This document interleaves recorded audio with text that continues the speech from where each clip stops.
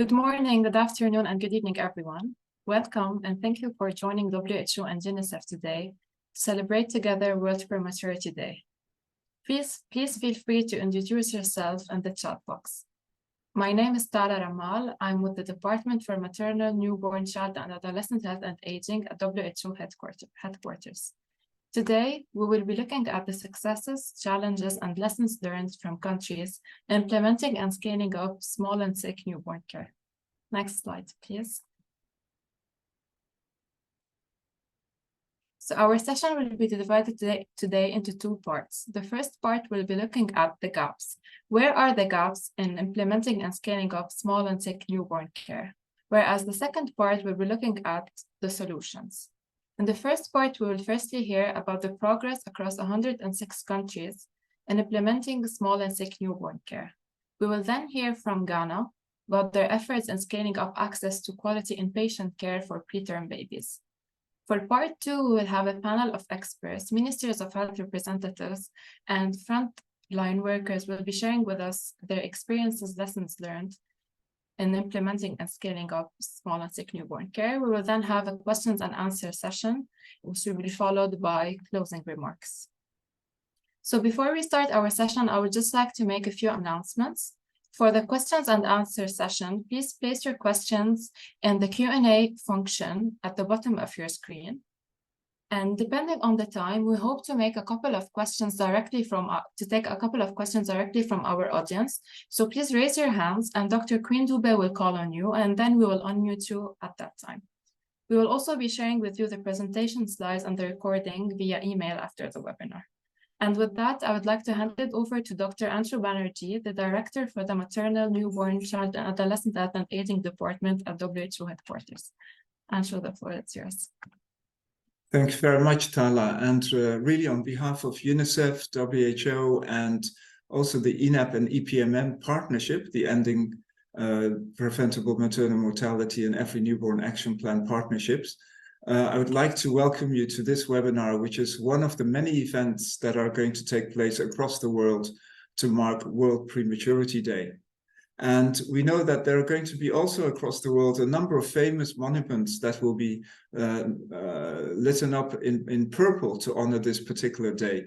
And so some of them are going to be like the Empire State Building, the Trevi Foundation in Rome, the Niagara Falls, amongst them. And so really fantastic to see that we're getting this attention to really look at World Prematurity Day.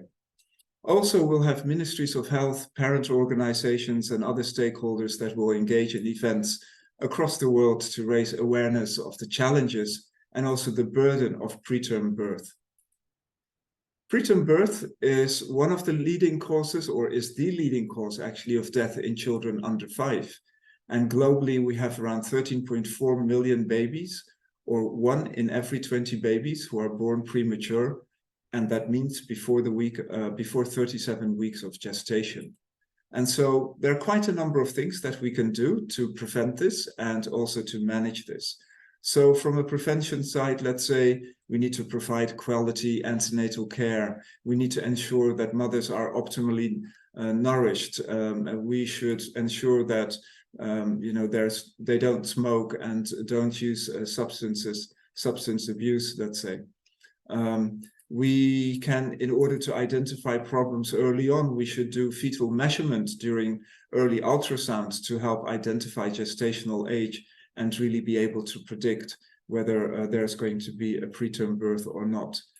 We are still looking at, increasing the number of antenatal contacts to the recommended minimum of 8 contacts with healthcare professionals.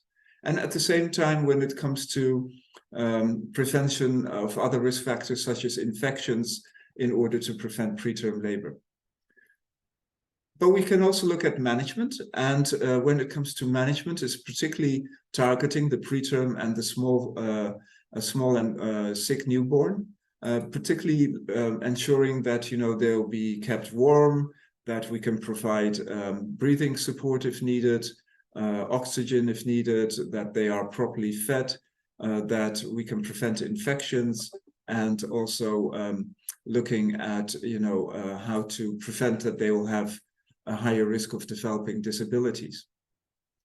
So there's a lot that we can do, and I hope that this will come out in our presentations and in our discussions during the session. Health outcomes are also contingent on where a baby is born, and so there are huge inequities here. And we as partners really strive that every child should have the same chance at birth for its development across the life course. And so it's really important that we address these vulnerabilities and inequities, particularly in health systems, and strengthen health systems so that they can take care of the most vulnerable. And the premature baby is indeed one of those most vulnerables. Addressing prevention of preterm birth and the care of infants born too soon is critical to achieving the Sustainable Development Goals. And to that end, Ministries of Health are developing and implementing maternal newborn health acceleration plans supported by partners amongst from INAP and EPMM, and particularly also with support from UNICEF, UNFPA, and WHO. And this is done at the global level, the regional level, as well as at country level. And this is really a multi-partner engagement, let's say, with civil society engaged, with bilateral and multilateral donors engaged, as well as academia engaged. So it's really bringing everyone together, bringing the community around maternal newborn health together, and ensuring that jointly we support ministries in strengthening their plans and in implementing their plans. Acceleration progress requires drawing on lessons learned from developing and implementation, as well as from monitoring programs. And so there's been much progress gained. One particular issue is around quality of care. Really, how do we strengthen quality of care? How do we bring that in as a systems issue, but also how do we scale up quality of care to all facilities and at the community level in order to ensure that we can address small and sick newborn care across the world.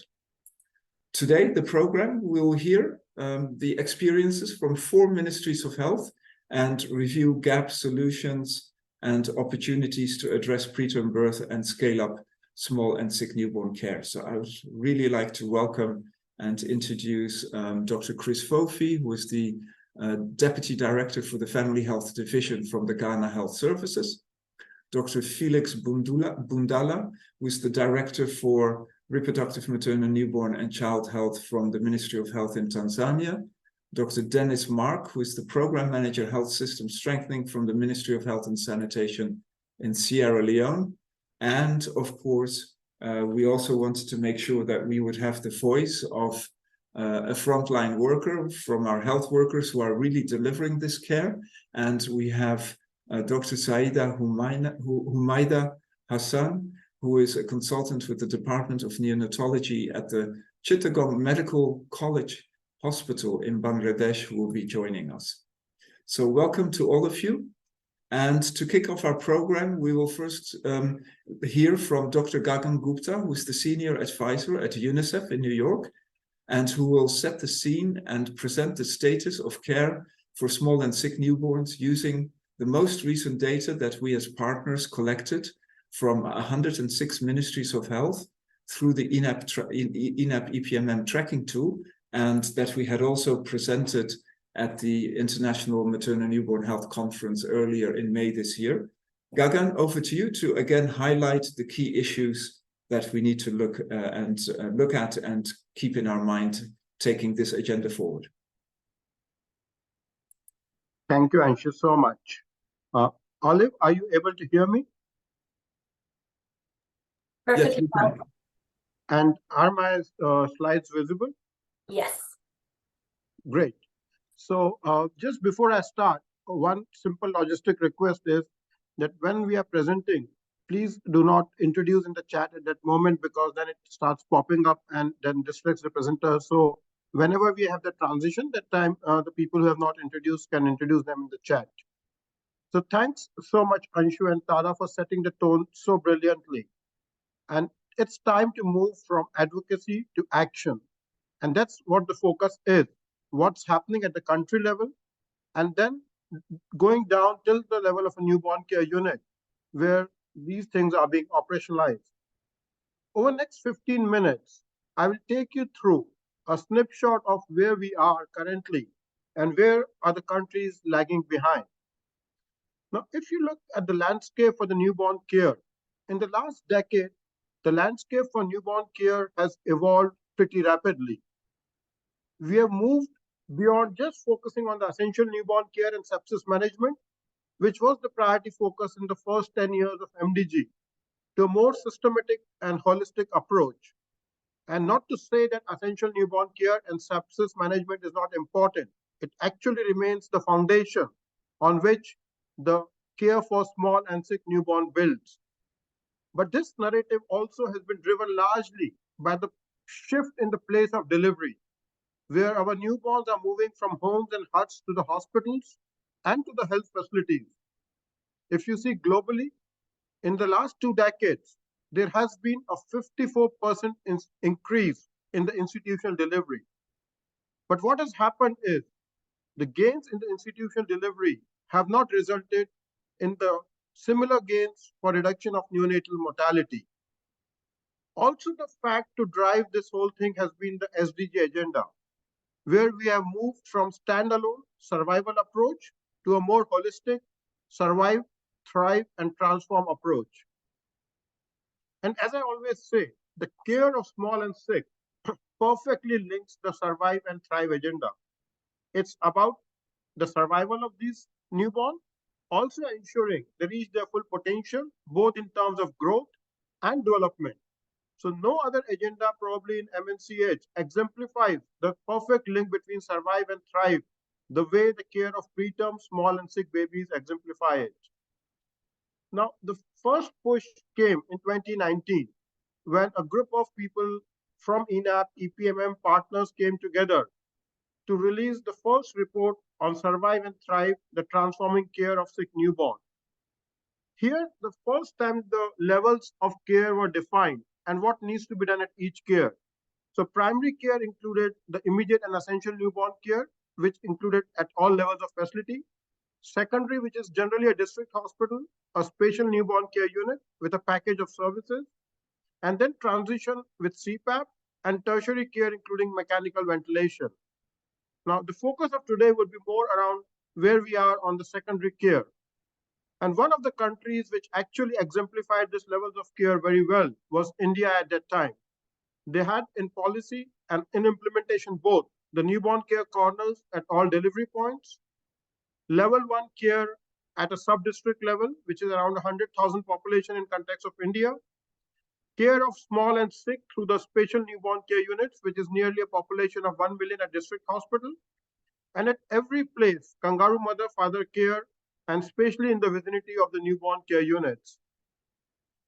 Now, what is more in the pipeline?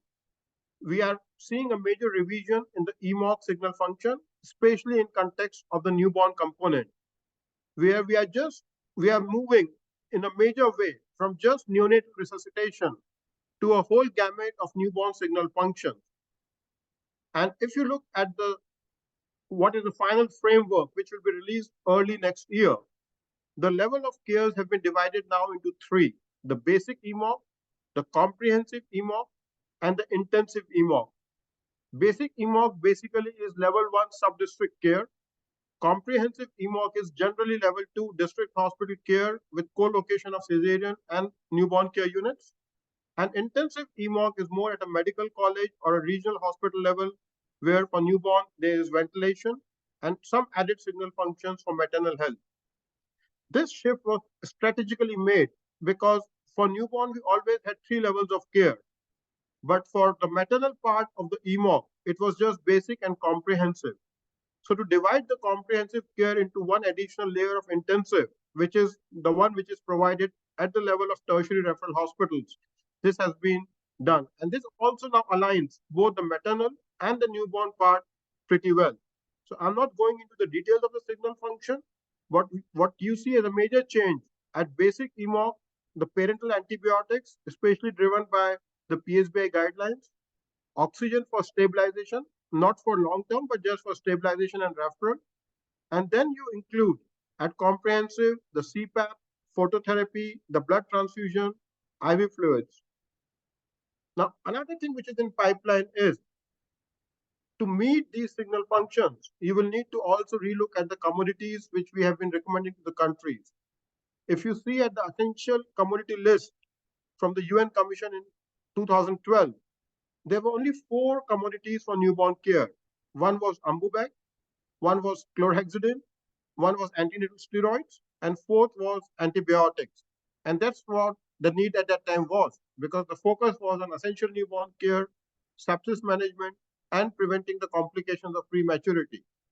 But now, with this whole change in signal functions, with the new transforming care report defining what is required for level 2 care, a big piece of work being led by WHO is happening, where the life-saving commodities are also being relooked at, and you can expect next year some changes on that.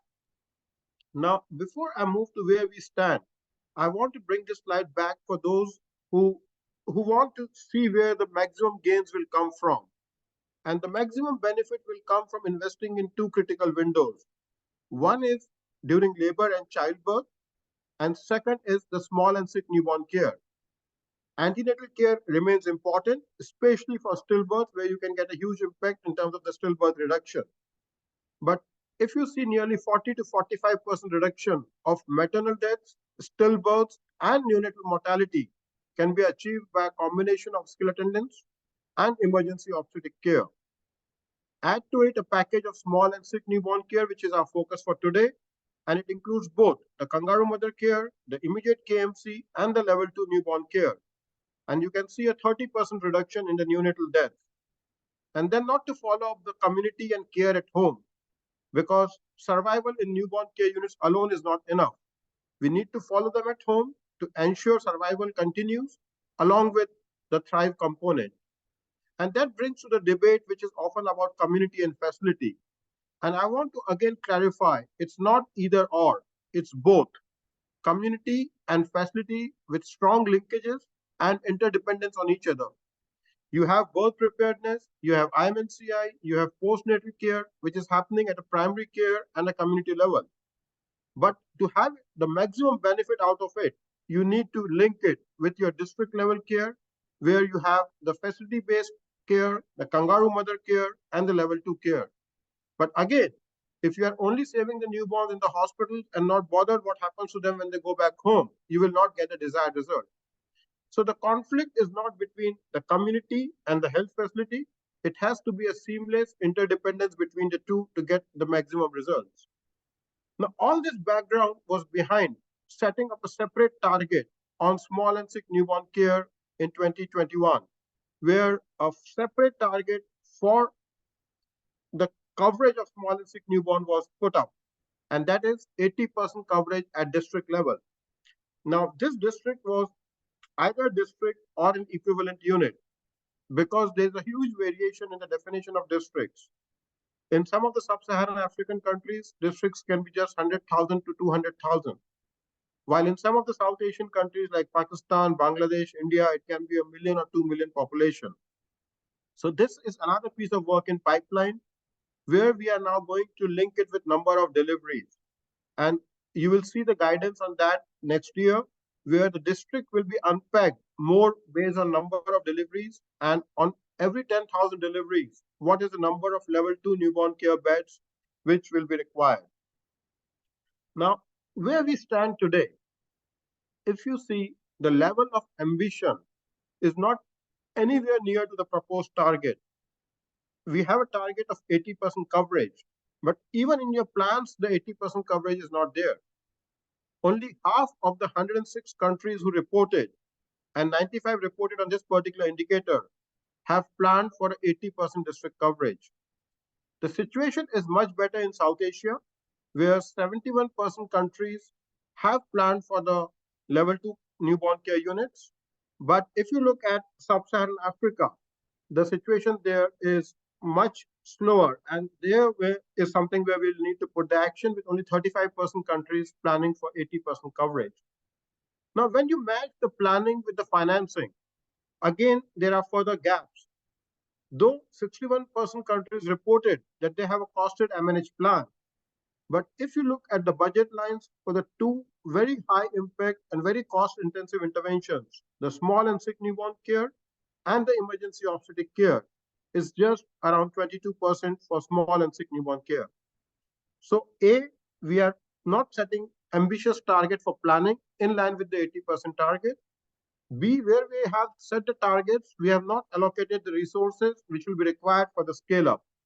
And so it is very well reflected in the progress, where only 32% countries reported that they have achieved the 80% coverage target. And again, you can see the sharp difference between the Central and South Asia and Sub-Saharan Africa. The reason why I have compared these two regions is these two regions have the maximum burden of newborn deaths in the world. And the burden of prematurity is actually highest in Central and South Asia. So if you see, the global progress is slow, and even in Central and South Asia, which has done reasonably well in planning, nearly half of the countries need to achieve the target. And in Sub-Saharan Africa, a lot of work still needs to be done. But we also have some good examples, which we will see today. We have seen good progress in Sierra Leone, in Malawi. Now Tanzania is on that track. Rwanda is on that track. So I think it will be important to listen to these experiences. And also, this is a bit of an over-reporting, because this was based on what countries reported. But while reporting, many countries did not have an assessment tool to measure service readiness. And that's why today, when we listen from Ghana, it will be very important to see how did they assess their services and what they have come and what are their key findings. Now, all this required a very structured support to the countries. And the first step of that support was to identify what it takes to scale up small and sick newborn care. And earlier in this year, WHO and UNICEF, along with the country governments who have been able to scale it up well, identified 10 critical components which are required for scale up. I'm not going into the details of it, but they range from the national vision to financing to human resources to infrastructure, commodities, and data systems. And then linking it with the follow up care and the family engagement in the care. And as I said at the beginning, it builds on a very strong foundation of a quality maternal and essential newborn care for all. There is no going back on this. It is still a huge unfinished agenda, and a lot needs to be done to first even ensure this part. And this is the whole package of services which are envisioned under the small and sick newborn care. And this was put together in a paper earlier in the year. And again, when we are sharing the link of the presentations and the webinar, we will be sharing this paper with you. So where we stand on these 10 components, I spoke a bit about financing. So 22% countries only have a dedicated budget lines for the small and sick newborn care. Another major gap is standardization. Standardizing the floor plans, standardizing the equipment list, the human resource strategy, the human resource norms, and then comes the two important things, the involvement of families in the care. And we need to make sure that mothers and families are not visitors to SNCU. They are part of the newborn care. And then what happens to them when they go back to their own environment, their own community, and the hospitals? Now, I will take this opportunity as I conclude to highlight 5 areas which are related to prematurity, where we need to push the accelerator at country level. The first and foremost is caffeine citrate availability and its use for apnea and preterm babies. Last year, on the World Prematurity Day, we had the launch of the preterm guidelines, and this was one of the important things which has been included. But still, the progress at the country level, both in terms of procurement, availability, and use, remains very low. Second is introducing at scale the low cost but high quality CPAP devices. That also remains a bit slow. The third thing is both the KMC and the IKMC. The KMC in HMIS is the lowest covered indicator for maternal newborn health, with only 30 to 40% countries having an indicator on KMC in HMIS. And on top of it, now we have for last 1 year, very clear evidence on immediate KMC, but not much has moved on that. And that links with the mother newborn intensive care units. They need to be incorporated in the hospital designs. As we are setting up new maternal newborn wings, we need to make sure that MNICUs start to come in our designs. And lastly, not to forget the community and primary health care. where we have for last 5 years very clear evidence on operationalizing the management of possible serious bacterial infection when referral is not possible. But mostly what we see is piecemeal projects, but not a systematic scale up on the count. So as I conclude, we are hearing for last 1 year that we have strong headwinds of 4 C's: the COVID, the conflict, the cost of living, and the climate change. And they definitely have the potential to reverse the gain, halt our progress. But the biggest risk and the deadliest of all is the complacency at any level, be it with us, be it in the system. And that's what something we need to be guarded about. So as we conclude, we need 5 important things in the long run to 2025. First of all, we need to shift the needle from a piecemeal intervention to a more systematic scale up, moving from supply of just a few equipments to some trainings to a more systematic scale up around the 10 components. The level of ambition needs to align with the ENAP targets. We need to step up in the planning, but not only planning, but then also ensuring adequate resource allocation. Third important thing is we're often guilty of working sequentially and not simultaneously on the 10 components. We will order the equipment, then we'll think of the infrastructure, then we'll think of the human resources. It's important that you sit with your governments on the planning table and work simultaneously on the 10 components and not sequentially. And as you implement, adapt. And as you adapt, you will also evolve.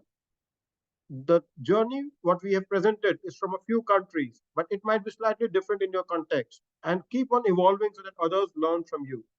And last but not the least, quality cannot be an afterthought. It needs to be integrated from the very beginning. And only 49% of the 106 countries reported that they have standards for improving the small and sick newborn care. And as we achieve all this, we need to complement each other and not compete, because partnerships will be the most critical thing to help governments to make these families, mothers, and newborns survive and thrive. Thank you so much. And with this, I hand it over to Dr. Chris from the Ghana Health Service. And I did make a mention of the work which Ghana is doing. So over to you, Dr. Chris, on this note. Thank you so much. Good. Thank you very much, Gagan, for the opportunity, and good afternoon to esteemed audience. Yes, can I have the slides so that we go ahead? Yes, just 1 second. It's just not sharing. Apologies. Good. Yes, to start with, as we get the slide, it's important to mention that Ghana is highly committed in improving the care for children, and that is in direct alignment with the universal health coverage agenda of leaving no one behind, and also aligning with the NAM and EPMM strategies. So putting all that together, it puts Ghana in a position to want to do a lot more than we've been doing before to be able to address issues of children. Now, it was noticed as background that there has been some substantial progress in under 5 mortality in terms of reduction over the past 20 years or so. That is from the year 2000 to 2022. And this substantive reduction to a tune of about 55%, we realized that wasn't accompanied with the commensurate reduction in newborn mortality. And so as we speak, there was a contribution of about half of under 5 mortalities from newborn mortality, which was quite worrying. So zooming down on, then there should be a proactive action to be able to see how to address that component of it so that at the end we can be able to align our indicators and do well. Clearly, it became obvious that we have issues to do with inequities, inequalities, and issues to do with social determinants that we have to disaggregate data and identify the requisite challenges that exist at different levels. So it came as welcome news when UNICEF offered to help us do an assessment of facilities for small and sick newborn or newborn care in general. and that's quite welcoming, and we all embrace that. Next slide, please.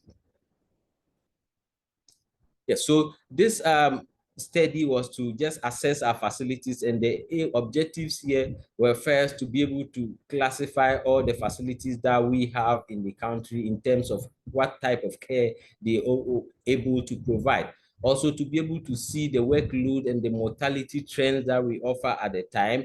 Also get some bit of understanding about the different admission that we offer, we get in our facilities, and the pathways for referrals specifically that are available, especially as we embark on system redesign and how to be able to align our services. Then, not to talk about the least here, we're looking at how to get the patient perspective of the care, supportive and respectful care that will inure to the benefit of the service and get many more people to be able to utilize the services that we provide as the service. Next slide, please. Yes, so in terms of the research, let's look a bit about the design. And first, we say it was a descriptive cross-sectional design targeting specifically facilities that provide newborn care. And here we're looking at the in-charges, pharmacists, entire gamut of care providers that work in there. And a bit of the qualitative component that we looked at here was to develop a questionnaire was developed where data was pulled using international standards. Here I'm talking about WHO tools and all that, and also leveraging on REDCap to be able to do this research. Next slide, please. About the data collection, there was pediatricians, also newborn focal persons, and key providers within our healthcare system were the focus. And there was a bit of training or preparation for them to be able to do that type of data collection with the requisite quality that we needed and the fidelity. Ethical clearance was obtained, and then also considering that that was within the COVID period, we focused on also adherence to COVID protocols. As you can see, a session of all our participants were cladded there. Next slide, please. Good. So we're looking a bit into the facility records here, and registers were important components that we have. A direct interview with respondent, and also interventions here, observation, to be able to see what really happened there. And in all this, we came out with specific instruments here that align or group different intervention areas, as you can see on the side: facility identification, some statistics, to come out in all the packages that we intended to focus on, but with emphasis on what happens really at the facility, including the equipment, supplies, human resource, and all that. Next slide, please.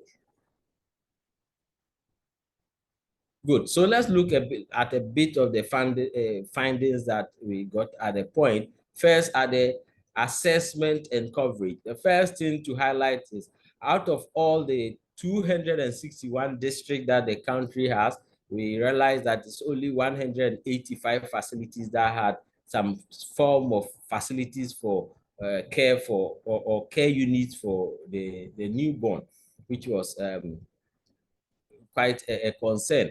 So if you summarize that, then it means that of about 59% of the administrative districts in Ghana, as we designate them, really had newborn units. Trying to understand a bit about the workload or caseload and also the trend, is important to highlight that 64% of all mortalities documented across these facilities, which was quite high. I mean, were due to neonatal deaths. So this is something we knew already, and we didn't want to really keep going. So this coming as a verification or confirmation of what was happening there. In terms of having the human resources for health, there was considerable inadequacy here in terms of the distribution. An important cadre here that we usually deal with are the nurses for neonatal care, and also midwives here, where the rates that we get are not quite good at all. We're talking about 1 in 3,000, almost 4,000 for the nurses, and 1 in 600, almost 700 in midwives, which were quite revealing. Next slide, please. Now, equipment and services.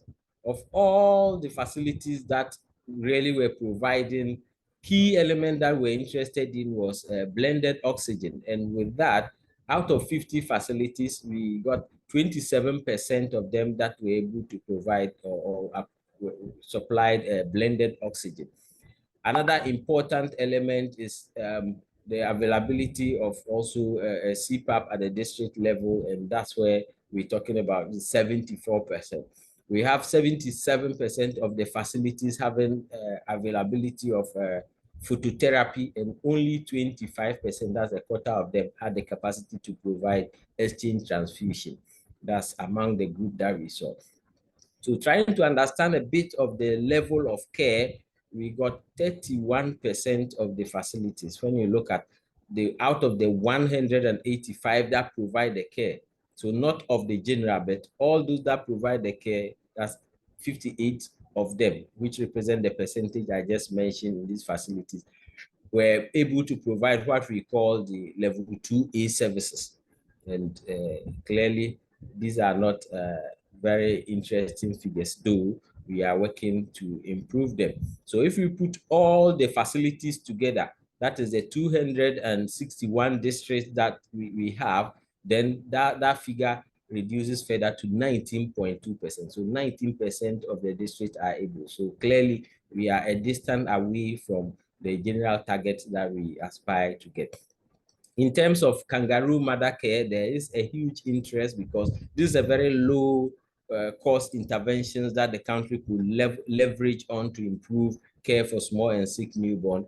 The major highlight here is that very few facilities, a little above half of our facilities were able to have a designated place or a location to be able to provide kangaroo mother care. And this is one intervention we know without the space and all the interventions that surround it, it's unlikely that you'll be able to provide a good virtual kangaroo mother care. Next slide, please.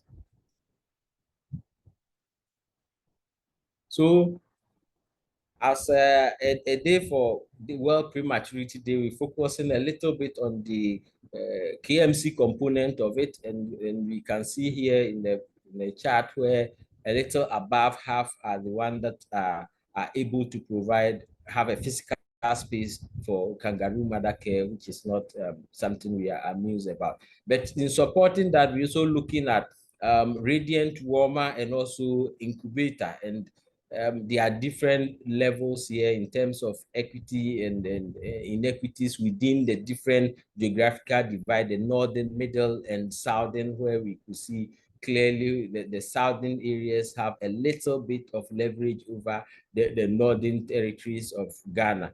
But clearly, we have figures here which are still not quite high. We want to deal with it. It was important to understand other perspective, quality dimensions of the type of kangaroo mother care or KMC that is being practiced. So all the facilities that provide KMC, we went further to explore, in other words, find out from them what exactly they are able to do in that direction. So looking at KMC practice within facilities, staff who were able to manage KMC over the 12-month period, we realized that that was only 88% of the facilities. In other words, majority of the others are unable to do exactly that. To have KMC practice scheduled, I mean, they plan it and have all other things around it, only 58% of them are able to do that. Providing KMC for 8 hours or more, the number reduced further still to about just 36%. And then having on the day of the visit, in terms of the research data collection, having all staff on duty trained on KMC, then it fell further down to just 6%, which means that we're operating KMC with a lot of human resource who do not have the requisite skill or training to be able to provide that care. In terms of understanding inputs for care, which we think are very key in understanding or improving the quality of KMC that is practiced, we looked at feeding charts and for inpatient. And here it's astonishing that about 82% were able to provide that. KMC record for babies in separate book that is documented, but the percentage keep dropping to about 75%. Trained person with neurological assessment for preterm. This is an important element because we know these newborns could have some other challenges that might require this expertise. And here we realize that the figure dropped, the percentage is up to 26%. Facilities with trained physiotherapists, then now we enter into the single digit, 6%. Now going to look at arrangement for caregivers, and that's providing enabling environment within the KMC unit there for them. And here what we see here is facility. Sorry, I get this blocking me 1 second. Good. So hand washing facilities in each of the KMC room. This is not luxury, a basic requirement, and we realize that only 61% of our facilities have that. Bathroom for mothers, and that reduces to 59, and toilet facility for mothers, that is much lower, 58%. So in all, we're hovering somewhere in the middle, a bit between the 50s and the 60s for most of the elements that we want to deal with, which doesn't put us where we want to really be. Next slide, please. Good. So in looking at the next steps, what are the things that we want to do? Once we've gathered this more than 1,022 specific data points and indicators, we are able to do further analysis at the subnational level and have a bank of resources that are available for different interventions that include policy decision-making, resource mobilization, both as national, subnational, and even at the very lower small units for all integration of programs and decision-making. Then we're saying that the findings serve to guide all partners, because now that we have these findings available, any partner within the maternal and newborn space that want to put in any intervention, we'll be able to dwell on this and guide where the action should go so that we have a coordinated approach and have resources. So just to see a little bit of different elements that we are able to look. Example, we have the GPS codes for these facilities, and that can be leveraged on to do further analysis, including distances between the facilities and mapping pathways for referrals as we now walk into the network of practice area where the level 2 facilities will serve as the primary referral center for the sub-district level in terms of small and sick newborn. So this clearly provided a very useful resource for us to be able to build on and then embark on the national service redesign, which is a network of practice that will usher us into a level where we'll be able to provide by far more care. We are counting that with the coming upstream of the 101 district hospital in what is labeled as the Agenda 101, we will be able to address most of the issues there and then piggyback on that particular major investment of the government of the Republic of Ghana to put a lot of changes that will improve this. Next slide, please. So focusing on the next steps, yes, there are issues of inequalities and inequities, which we hope this can also be addressed, because then different policymakers can leverage on this to focus on specific areas where we need actions. Then not to talk about the last, we have some resource now to be able to come out with policy briefs, also to have investment cases and on how to focus on improving the entire range of services and infrastructure that are required for improving care for small and sick newborn. Next slide, please. Next slide, please. Yeah, so to conclude, I say Ghana has not achieved the minimum target, 80%. We are not there, but definitely we are still not on the ground either. We have made strides and we're hoping to leverage and all these strategies that have been mentioned to be able to catch up and also achieve this target. We also realize that none of our regions was able to achieve the 80% target at the district level for the use of CPAP. And again, we are not far away. We're just hoping that with a little bit of synergy, partnership, and also coordinated action using these research findings, we might be able to inch a little bit close to this target and achieve it optimally. The availability of human resource, in the inequities, the distribution, not to mention the major issues of attrition of health staff, migration, which is becoming a major issue within the newborn space. These are all issues that are coming up clearly, and I think we might be able to leverage on this to improve that. Then now looking at, we have more than half of the existing newborn care units do not have a physical space for kangaroo mother care.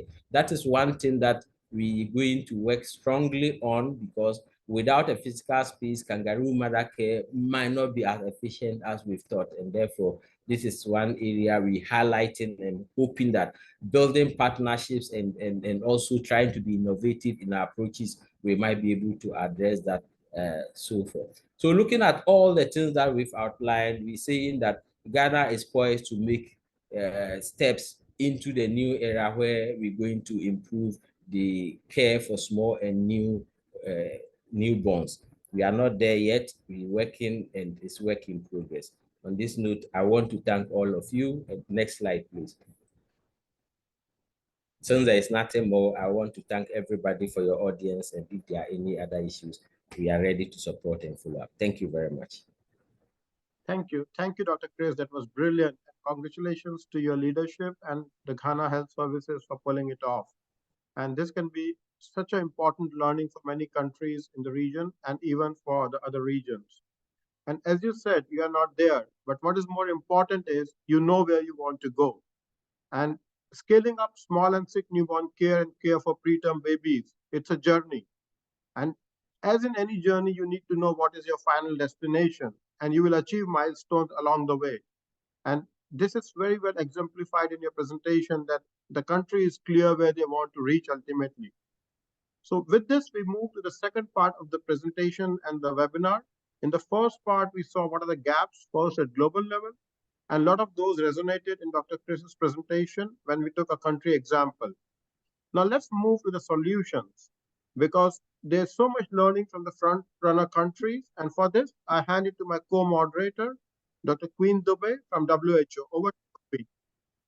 Thank you very much, Gagan and Dr. Chris. Fantastic framing of this very important discussion today. You're on mute, Queen.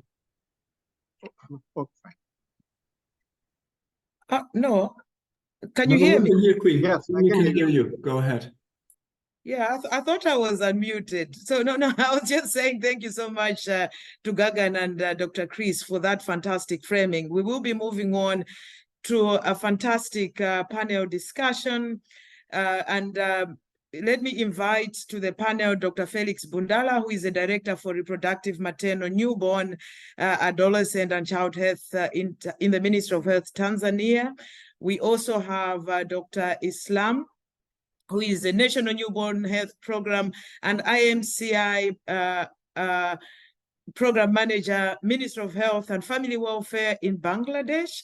We also have Dr. Saida Hassan, who is a consultant working in the Department of Neonatology at the Chittagong Medical College in Bangladesh. And then finally, on the panel, we have Dr. Dennis Mark, who is a Program Manager, Health System Strengthening, Ministry of Health and Sanitation in Sierra Leone. So what we heard from the previous speakers, Gagan and Dr. Chris, was we need to run faster. If we'll have to achieve the SDG target number 4, we will need to run faster. And on the neonatal agenda, we need to run 7 times more. Otherwise, we'll not achieve the SDG target. On stillbirth, we need to run 5 times more. On the maternal side, it is 11 times more. And Tanzania, I'm coming to you, Dr. Felix Bundala. Tanzania recently released its DHS and fantastic progress on the maternal side. So you've been able to reduce your maternal mortality from quite high figures to now 100 and something. But the neonatal mortality has remained static. It's still at 24. And we realized from the discussion that financing is so critical in moving the newborn agenda forward. So what is the government of Tanzania doing in trying to address the financing challenges for newborn health? Dr. Bundala. Oh, okay, thank you so much, Queen. As you clearly mentioned, the progress in maternal from the 556 in 2016 to 104 in 2022, that has been a tremendous effort. But the other side, the neonatal mortality, almost for the 5 years, the decline have been very much slow, from 26 in 2010 to only 24 to only 24 in 2022. But what we the quick analysis, what is showing that, you see, since 2014, 2015, there have been a tremendous effort of like building of the CMOC facilities in different places. But unfortunately, that building, although it was going along with like having at least one room for kangaroo mother care, but we all agree that it didn't comprehensively address the small and the sick. So it was until 2018 when we did a simple analysis, where from 300 hospitals we had by that time in the country, when we asked how many have we functioning neonatal care units, basically there were only 14 hospitals which had that one. And we all know that having the good care in the labor ward is not necessarily that you're going to reduce the neonatal death, especially those happening in 7 days, for example. You may save the deaths in the labor ward, but you need a continued care in establishing neonatal care units. So from that time, basically, we did a lot of efforts to make sure we ask the hospitals to start or to establishing the neonatal care units as soon as possible using the existing premises. And as we counted, the last September, we have shifted from 14 hospitals in 2018, and now is around 188. And our plan is basically to have not less than 300 hospitals with NICU, counting the government hospitals, the FBOs, and the private.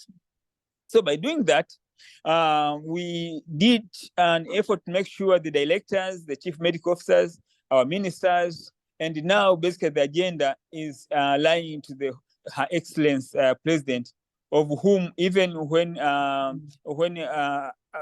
launching the last DHS, it was on the 28th October, he clearly he clearly instructed all hospitals now to establish the neonatal care units before 2025. And today we were just closing the scientific conference. Her Excellency, also the retired president, also have commented on that we need to go now, but and make sure that every facilities, every hospital now is opening the neonatal care unit, the care units. And through that, we have 3 approaches. Approach number 1 is every hospital to establish the neonatal care unit using the existing premises. It doesn't matter how many the hospital is going to start with the capacity to admit, but they need to start. That is the experience we have learned. The facilities which start immediately by establishing the neonatal care units, they do, but not basically more than 10 beds. What we see at the end, these beds are not enough. We have to go step number 2, where we start making the expansion. For example, the last 6 months is we expanded the hospitals which were just admitting 8 new small and sick newborns, and now they are admitting a range of 25 to 30 newborns. And this next 6 months, we are going to expand another 25 hospitals, which again is going to move to at least 25 to 30 facilities, because our aim is to make sure all facilities, all hospitals especially, but plus the health centers which are strategic, they can admit the small and the sick. And through that, basically, we are setting the different budgets. We're setting the budget for expansion, but also for construction and equipments. The last year, we had a budget equivalent to 10,000 US dollars, of which we procured the equipment. We distributed in the facilities like 123 hospitals. But now, as I have said, now this speed is now lying into the hands of Her Excellency, the President. Now we are budgeting, and I think in the next 3 months, in the next 3 years, the budget is going to increase in terms of building this like the neonatal care units in the level of regional referral hospitals, but also procurement of the equipments, but also issue of the capacity building, because we want to make sure that we have the champions, we have the people, the on-site mentorship going regularly in these facilities. So in average, counting only the budgets, the plan from the government, it's going to be around, I think, the 40 million USD in average in every year for the coming 3 years. But that one, we're not counting of what we are mobilizing from the partners. So when we do like a resource mapping, I think the numbers are going to be that high. So the main focus, basically, when we're talking about the improving the newborn care, is this systematic improvement. We need to have the premises, that's one. We need to have the equipment that can provide the level 2 care, and that means respiratory distress management. We want to manage to identify the jaundice and manage it, but also issue of the feeding and hydration, the issue of infection management, but also the ability to identify and refer the patient to the level to the next level. So, but also improving the issue of documentation, because what we see, the facilities which do not have, for example, registers, it is almost when you're asking, it's like no baby was admitted there, that no baby was dying there, but the issue that they are not documenting. So by doing by doing so, we not just looking at the other system issues, but also issue of the documentation. But no, thank you so much, Dr. Bundala. Yes. We'll come back to you again, but fantastic, fantastic example that you've given us. Moving into the highest office of the land, to the office of the president, that she is now the one managing the neonatal agenda, mobilization of domestic resources, which is we need the money. You are able to say the figures that you've allocated for newborn health. And what I also like is what you mentioned, that start where you are. Start where you are. Know your situation the way Ghana has said, and start where you are and expand up until you get to your desired destination. And you did get us into the discussion around the data piece. And I'm going to move to Dr. Islam. I know Bangladesh has done quite a lot on data systems in the newborn care units. All of us agree that it's a challenge. Dr. Bundala has just raised it, that it's also a challenge in some facilities in Tanzania. And many countries are grappling to address this issue. How did Bangladesh successfully manage data systems? And are they linked with DHIS? And how is the government using this data? Dr. Islam. Thank you, Queen. Am I audible? Yes, I can hear you. So the first part of your question is how we are managing the data system in terms of newborn care units and other stuff, right? Yes. So actually, first of all, we raised awareness among the service providers of the special care newborn units, that is the SCANUs, NICUs, and the newborn stabilization units, and the KMC units.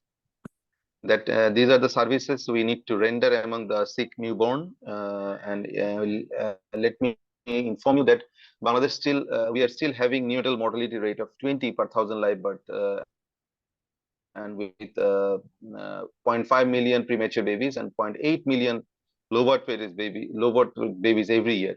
And this special care units like SCANU and KMC is very crucial in saving lives for these large numbers of babies.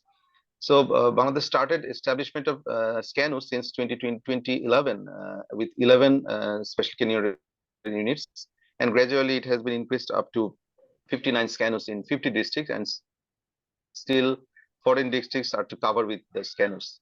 Initially, there was no printed register in the SCANU and the other areas where we are dealing with data.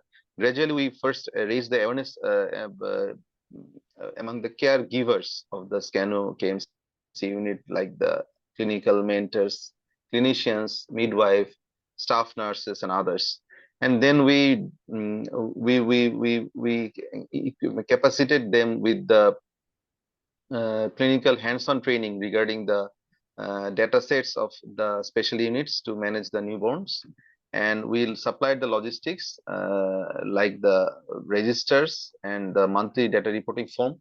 And we also gave them the hands-on training regarding how to use the register, how to fill up the monthly data reporting form, and how to incorporate them and how to link them in the DHIS2. Initially, as I was mentioning, initially there was no printed common register for SCANU and NICU. Every SCANU on the neonatal ward or the KMC unit maintained patient registers of their own way and used a common Excel format for monthly reporting provided from our national level.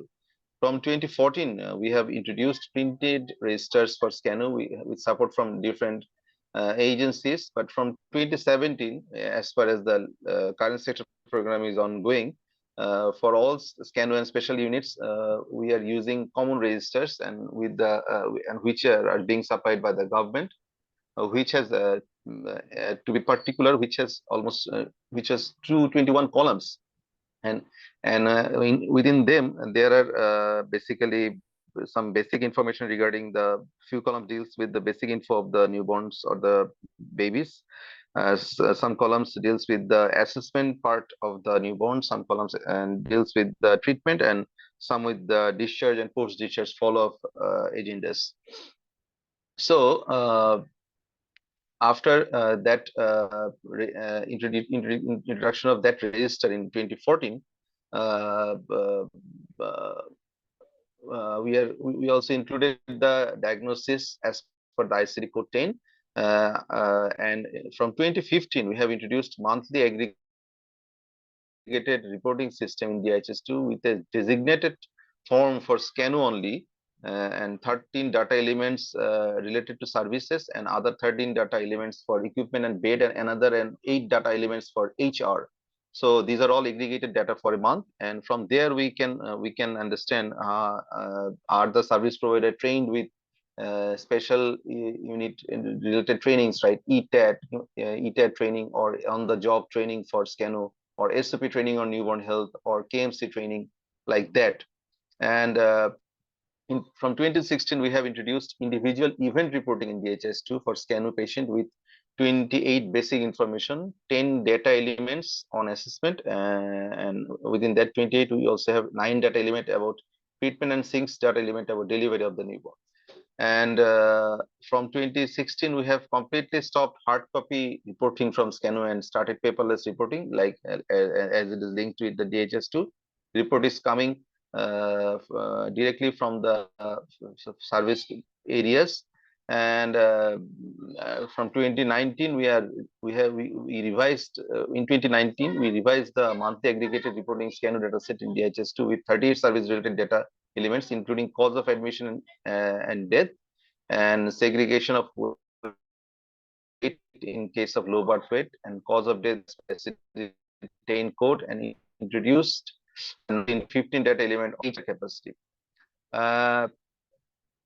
And we also have introduced public dashboard for SCANU data in the DHIS website under newborn and child health report. Anyone can visit there in the routine live health system, and just they need to click on the newborn and child health, and they can hit the SCANU button, and they can see what is going on. So I have covered the second part as well, that these systems are linked with DHS2 or not. So this is definitely linked with DHS2. And the final part was the either we are going for the data driven actions or not. Definitely we are using data for action, because in the in the data management system we can straight away, by hitting the facility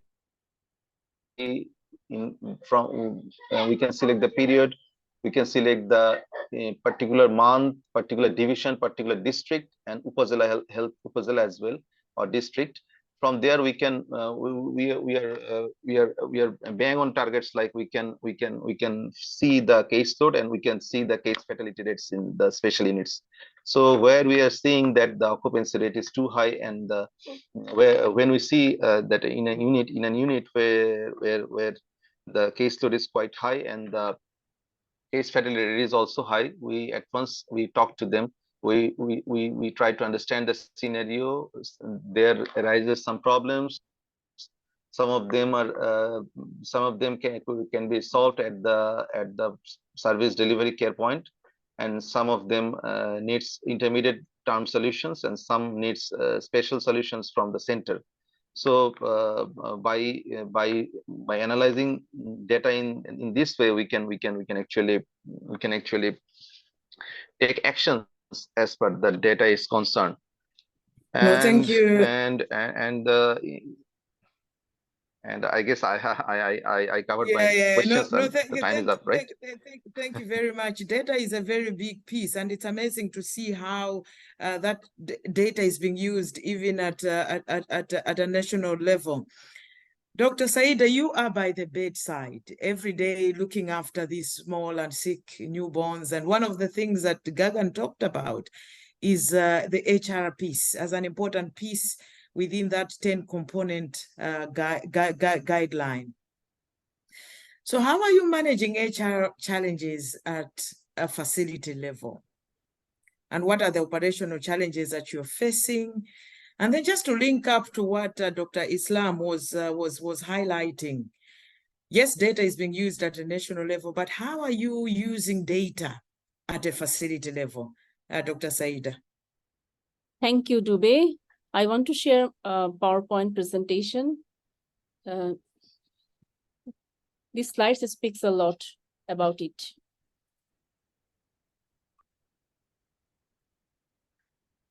I extend warm welcome. Am I audible? My slides are visible? Yes.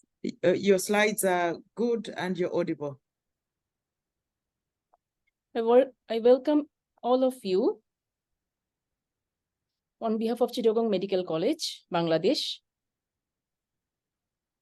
Bangladesh shines as a rising star of South Asia, and Chittagong is the main port city. Our Chittagong Medical College Hospital is the tertiary care hospital, and our special care neonatal unit is one of the largest in the country. It started its journey in 1997 with only 16 beds. Now it is 100-bedded SCANU. Wow. This is our entrance. This is the mother's corner. These are numerous visits led by high-ranking officials throughout the year. Bangladesh started to observe World Prematurity Day since 2012. We deal with a significant number of neonates each year, resulting in an exceptionally high bed occupancy rate. Show here, this is our bed occupancy rate, just fall in the year of COVID. Mm-hmm. Entered our data into patient register during admission and input this data also in DHIS2 at the time of discharge and death. We discuss about our new cases monthly and conduct death audit weekly. This data also being used for PDS cycles, that is plan, do, check, act cycle, to improve our quality services. This is the trend of our preterm admissions this year and in the previous years. We here show that the admission due to prematurity and low birth weight rises from 24 to 28% in the recent years.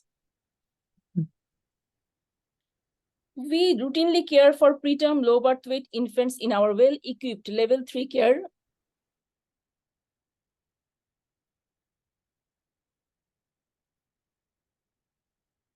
Dr. Said, can you hear me?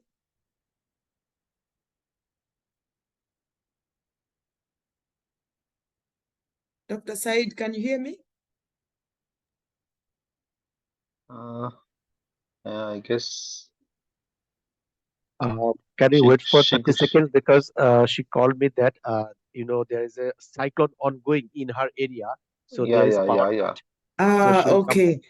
So Exactly. what I'll do is I'll move on to Dr. Dennis, and then once Dr. Said is able to join again, we'll go back to her. So Dr. Dennis, among the key challenges faced at the facility level are procurement of commodities. So we hear over and over again that equipment and commodities are so critical for small and sick newborn care. How did Sierra Leone handle this challenge? So procurement, operationalization, installation, and then the big monster, maintenance of equipment. Dr. Dennis. So a key challenge in acquisition of these equipment, I'll just speak to the issue instead of presenting slide by slide. So a key challenge in acquisition of medical equipment is the procurement delays. And what we have discovered in Sierra Leone is because, a procurement delay. Okay. So Dr. Saito will come back to you. And we'll come back to you. And that is because there is delay in the planning process and the coordination and all the rest of it. So for commodities and equipment, what we have done to address that delay is to come up with a standard medical equipment list. That was developed in 2022. So that if there is need for procurement of an equipment, that will be the list to refer to. And this list is actually written in generics. We don't have any specifications for this equipment on it. It's a generic list, but it is easy to acquire and to then present your list to the procurement process. And now there is this issue of operationalization, installation, testing, commissioning. So what we have done in Sierra Leone is to come up with a document, the standard policy on maintenance and management of medical equipment. Now, in this policy, what we have done is to stipulate that the supplier or the distributor of that equipment has to initially, depending on the complexity of that equipment, depending on the specification of that equipment. For instance, with our oxygen PSA plant, we have a standard. We went into a contract agreement of 2 years. In that 2 years, the supplier will be responsible for all preventive maintenance. And the supplier was also responsible for the installation. So they subcontracted, that was ordered from out of country. So they subcontracted a local Sierra Leonean company that did the installation for and on their behalf. And then when the installation was finished, we went to test the equipment. The supplier came in country to train our medical equipment technicians, to also train the operators of that equipment, and also later on we got to train our users, because it's oxygen, it is produced and it has to be properly stored and distributed. So in our standard medical equipment, there is that advice that there has to be a contract with the supplier or with the manufacturer. At least 2 years standard level agreement to do the repairs and maintenance. Now, one key challenge in Sierra Leone is with preventive maintenance. Usually the orientation of our technicians is just to do a reactive or corrective maintenance when the equipment is down. And in this slide, I presented one slide on the downtime. I'm just speaking generally to the slides. So what we have done is to emphasize in our training preventive maintenance of our biomedical equipment technicians. We started in 2027 first by appointing one technician per hospital. But we found out that that was not effective because there was lack of support. Support in terms of basic repairs, repair kits, basic unavailability of spare parts. There was also lack of training and supervision. They had a biomedical engineer consultant who came in country, and his initial focus was just on the maintenance of the SCBU equipment. But later on, of course, working together, we realized that his assignment should be larger than that. And we now inventive and corrective maintenance system for all SCBU equipment. So going further in 2022, like I mentioned, we developed this national policy that addresses the level agreement with the supplier of the equipment and also the preventive maintenance. Fast forward, because of time,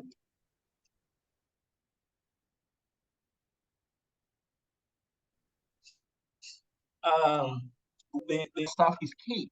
And that training has to be not once, not twice, because we are buying new equipment every time.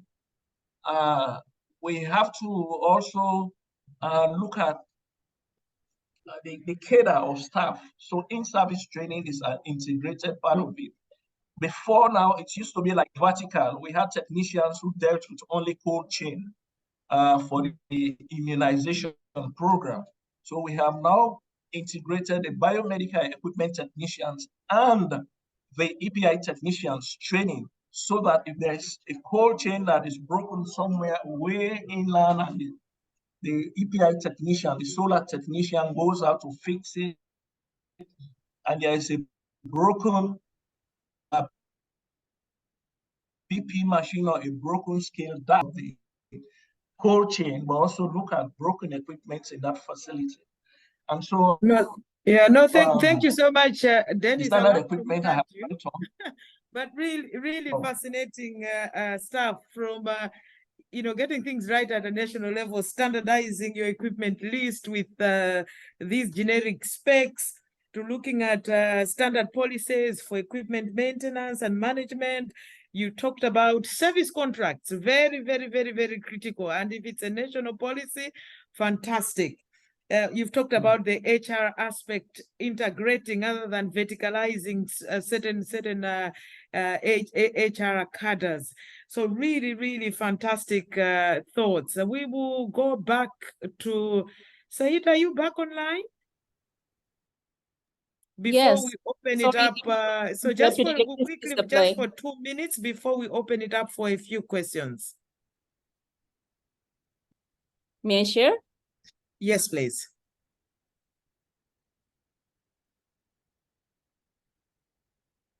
Visible? Yeah. Here we were. We routinely care for our preterm low birth weight neonates in our well-equipped level 3 care, where we provide support for temperature maintenance, respiratory assistance, circulatory support. These are the tiny neonates getting service in our scano. And we address various complications of prematurity also, such as sepsis, shock, respiratory distress syndrome.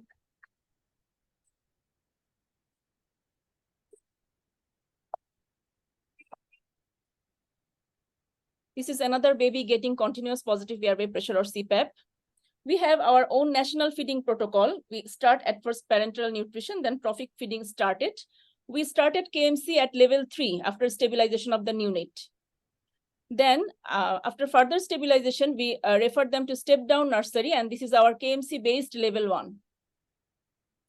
And here our dedicated sisters offer guidance on breast milk expression to the mothers, supported by our audio-visual counseling facilities at Mother's Corner.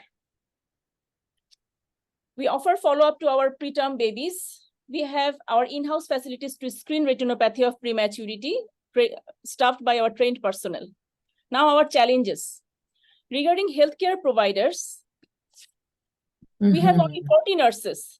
So we make a team of 10 to 12 nurses per shift to manage morning, evening, and night. This team is responsible for providing care to 150 to 200 neonates. So it is really difficult. Our mid-level physicians placed in SCANU as a part of their pediatric training. So they are not fixed, they are rotational. So the number is also less, only 8 to 10. We need to train them every 3 to 6 monthly regarding newborn resuscitation and instrument handling. Now the hospital policy. As there is no government hospital in these premises, so the hospital authority doesn't refuse any admission, which results in the excess number of neonates being admitted in excess of their available vacant seats. As a consequence, they have to share the same cot, and we have no fixed position for the biomedical engineer. So that, but UNICEF and government make an agency to follow up the instruments. Now the patient factor. Most of our neonates are outborn and they are very sick and referred from the distant places. And often mothers are admitted in separate hospital, so that we have some challenges in providing early feeding and KMC. This is an asphyxiated outborn preterm neonates referred from other hospital. There are also burden of birth defects and we have less facility to screen them.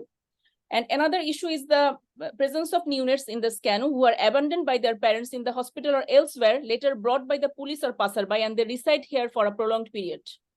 So we want to ensure each premature neonate has to access a single cot, syringe pump, bubble CPAP, and LED phototherapy if needed.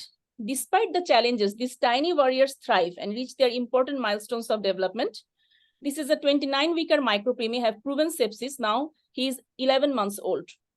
And this is our another baby who is 30-weeker and weighing 1,200 grams. She had RH incompatibility. She overcome ROP hydrocephalus, and now she is prepared to embark her journey on the school. Thank you for patient hearing.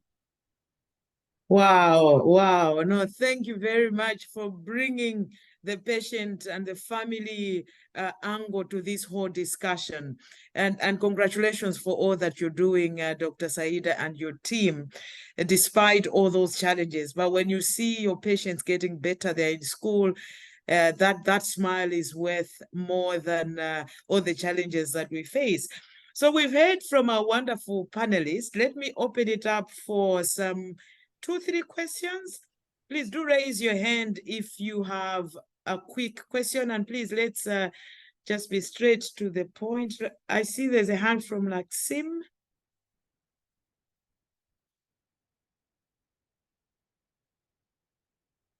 Laksim first, and then we'll go to Sen.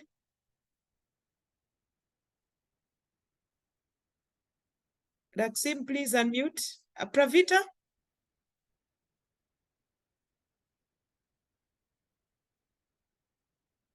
Pravita, please unmute. Thank you. Yeah, hi all. Actually, I would like to know about like why multiple of median is used to measure the biomarkers and other clinical features associated with PTB. Thank you. Indira? Sorry? Indira, please unmute. So there's a hand from Indira. Yeah. We'll take some 2-3 questions and then we'll ask the panelists to... I was wondering, can you hear me? Yes. Thank you. All the presentations were absolutely fantastic and very useful. I was wondering, there was a mention of using blended air and oxygen. Could we actually also include continuous monitoring with pulse oximeter as a combined requirement? That is both blended air and oxygen and continuous monitoring with pulse oximeter in order to avoid to ensure safe oxygen supply and to avoid ROP. Because I think only the air oxygen blender will not be sufficient. Thank you. Thank you for raising that very, very important issue. And within the implementation guidance that Dr. Gagan talked about, we will also cover those components. Dr. Sen was failing to unmute. Olive, could you help her unmute?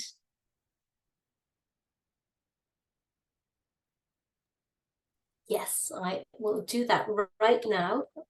And whilst you're helping her unmute, can I ask Dr. Said to respond to Pravita's question on why multiple of median is used to measure the biomarkers and other clinical features associated with PTB?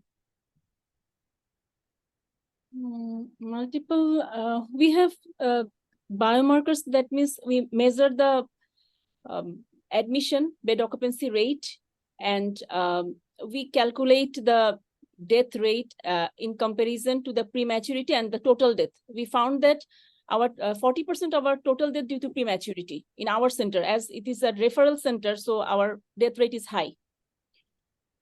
And I think we use only the admission, the disease profiles, and the mortality rate per month. And we have blended oxygen and air also, but we have facilities to screen SpO2 by pulse oximeter for each patient who are on bubble CPAP. Fantastic. Gagan, there's a question in the chat. Most of the things are known to healthcare workers, but difference lies in implementation.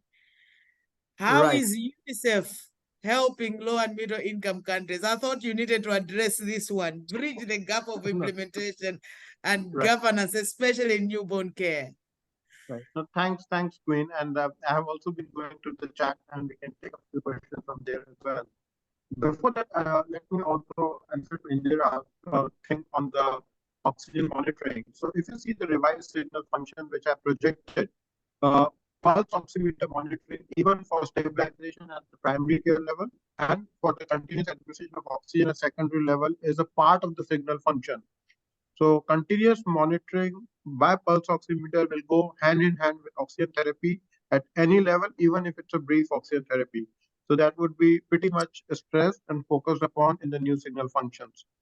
Now, coming to Ajay's question, and Ajay has been the president of National Neonatology Forum, and UNICEF has worked a lot with them. So I think, as I said, the leadership has to be with the government. Partners can support it. Queen herself has been in a very senior position in the government. We heard from the Tanzania government how they have been able to manage the financing. So what is important is the whole process is led by the government with a very clear plan where they want to go after 10 years. And then the partners, which can be a mix of the UN agencies, the WHO, UNICEF, UNFPA, and also the partners on the ground in particular countries. You have USA, you have the Gates Foundation, you have other donors who are there. We have the GFF. GFF will have a very important role also in the facility strengthening because a lot of it is infrastructure intensive. So what our strategy is, A, to prioritize the countries where the need is highest. Sorry, I'm getting auto-muted. So the second thing is to work closely with the governments to have a clear strategy and then support for the next 5 years the systematic scale up within the country. So UNICEF is already on ground working with most of the countries, and it's not in isolation, but with all the partners. And that's why we need more people, and especially the professional associations. And in Africa, the African Neonatology Association has also been playing a very key role the way in South Asia, NNF had played a role. Thank you. Thank you very much. So really emphasizing what Dr. Bundala had said earlier on, that this has to be a government agenda. If you can heighten it to the highest office of the land, good for you, but it has to be government led, and then the other partners should actually support. Sen, over to you. Hi, can everyone hear me? Yes, we can. Hi, sorry, I'm a man. Oh, sorry. Apologies. Yes, I saw your name and I thought maybe she's female. No worries at all. So, sorry. Fantastic presentations. Thank you, presenters and panelists. My question was around caregivers of these small and sick and premature newborns, because chances are these caregivers, their mothers, are themselves maybe young, they might be malnourished, they might be suffering from mental issues, not being supported at home, which are all, as you know, risk factors resulting in children that are small for gestational age and premature. So amongst the case studies that we heard today, are there any examples where systematically mental health screening and counseling and support services for these mothers are being integrated into the services? Thank you. I was looking for Dr. Saida. I think she's dropped off. But let me ask Chris, what are you doing in Ghana to support families, mothers, and families? Good. Thank you very much. Yes, until recently, there wasn't much coordination between the routine care we provide and mental health, but there is a lot of awareness going on, and we have a common document that we recently shared at the Maternal and Child Health Conference, and through that, we are linking to be able to have that level of care at the community level. Much of it, I think we have one of our partners that is leading in that effort at the community level, so that we provide that support for families using at the CHIPS compound and at the community level to be able to link maternal mental health, so that at the end of it, that type of support that we're talking about will be improved. But still, we are on the integration, and there is still more work to be done. Thank you. No, thank you very much. And thanks, Sen, for bringing that up. It's a very, very important area, maternal well-being. Sometimes we just focus on the baby, or we're just focusing on the mother, as we saw with the example of Tanzania, where for many years they were focusing on the maternal side and the newborn was forgotten. And clearly there hasn't been much movement on the newborn side. So we really need to have a comprehensive approach. We've really gone past the hour. But I'm going to just take 2 quick questions. Elimase, 10 seconds. Elimase, please unmute. Yes, thank you so much. Very good presentation indeed. So I wanted to ask from the introduction that was done by Gagan, that what strategies can we learn from these countries that are targeting the families, knowing that newborns may be discharged alive from the secondary and primary levels, but then in the homes, possibly something can go wrong. I know there's something that has been mentioned about the primary level, but how about the households? Thank you. Thank you very much. Gagan, I'm going to put you on the spot again, because I know India has done a lot. And at that time, you were one of the key people that really pushed this agenda. So Gagan, what can we do at the community level? Right. Thanks, Queen, so much. And it also brings a few things which are put in the chat around the follow-up, the physiotherapists, the development specialists. So what is important is to look the follow-up and survival beyond the newborn care unit as one full component. And that is why the 10 components, the follow-up care has a special mention. Now, based on the data, what is clear is that the maximum risk of mortality is in the first couple of weeks after discharge. So when we tracked the cohort of the first 2 units after discharge, we found that maximum mortality happens when the babies go back home in the first 2 weeks. Also, if you look at the data on the weight on discharge, nearly 1/3 of the babies were below 2,000 grams at the time of discharge. That means A, we are discharging them slightly early, and B, we need a mechanism to ensure their survival, growth, and development when they go back home. Now, you need to have a mix of both the system, a follow-up by the community health worker at home, and then coming back to the newborn care unit, or maybe the primary health care facility to a more clinical follow-up, and then link it with development screening later on as the facility evolves. The easier thing is to start with the home visits and the community follow-up using the existing mechanism of the country. Like Pakistan has lady health visitors, Ethiopia has the community health workers, India had ASHA workers. So what you can do is your current schedule of the home-based newborn care can be adapted to discharge babies, and a mechanism can be done where the health workers can be informed through the SMS that this baby is coming back to the community, And using your strategy of IMNCI or the home-based newborn care, the worker can visit the family on the initial day 1, 3, 7, depending on what the country wants to adapt. But it's important to have a contact in the first 7 days because maximum deaths happen during that time. And there they look at the danger signs and also counsel the family. And then a follow-up at the facility. Ideally, the first follow-up should happen at 1 week interval so that, as I said, the risk of death is maximum initially. And the facility follow-up needs to continue till 1 year of life because initial follow-up is more focused on survival, immunization, but the subsequent follow-ups are more focused on development screening and interventions. And it's very difficult to have development screening at district level. So like biomedical engineers, some of the services can be regionalized. You can have at the regional level, and then you can have in the long run, ultimately at every district. So this is the way to go about it. There was one very important question on the catastrophic financing. Can we touch a bit on that? Because yes, very quickly, just 5 seconds, Gagan, because we're right. way past the hour. Right. Yeah. So one of the important things is any insurance package or any free maternal newborn care package needs to include the inpatient newborn care. That needs to include the neonatal beds as beds. And recently, DRC came out with a free maternity scheme where they're given 7 days package for free care, including to the government hospitals as well as the empaneled private hospitals. So what is important is to advocate for a free package for small and sick newborn care. The data says average duration of stay is around 7 days. So we need to have a package which factors 7 days of free care and, if required, the compensation of the wage loss of the family. Thank you. No, thank you very much. Unfortunately, we'll need to bring this discussion to a close. It's really been fantastic on talking about these issues on World Prematurity Day.